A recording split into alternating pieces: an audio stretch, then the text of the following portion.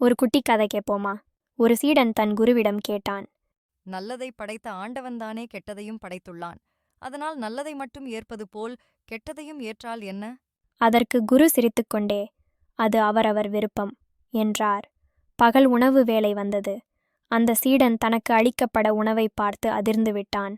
ஒரு கிண்ணத்தில் பாலும் மறு கிண்ணத்தில் பசு மாட்டு சாணமும் வைக்கப்பட்டு அவனிடம் உண்ணக் கொடுக்கப்பட்டது. சீடன் விழித்தான். குரு புன்முறுவலுடன் அவனிடம் சொன்னார், பால், சாணம் இரண்டுமே பசு மாட்டிடம் இருந்துதானே வருகிறது. பாலை ஏற்றுக்கொள்ளும்போது சாணியை ஏற்றுக்கொள்ளக்கூடாதா எனக் கேட்டார். சீடன் விழித்தான்.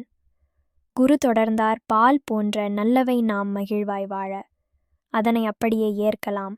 சாணியை விலக்கி மண்ணில் புதைத்து உரமாக்குவது போல் தீயவைகளை விலக்கி புதைத்து அது தரும் பாடத்தை வாழ்விற்கு உரமாக்கி உயரும் வல்லமை கற்க வேண்டும் என்றார்.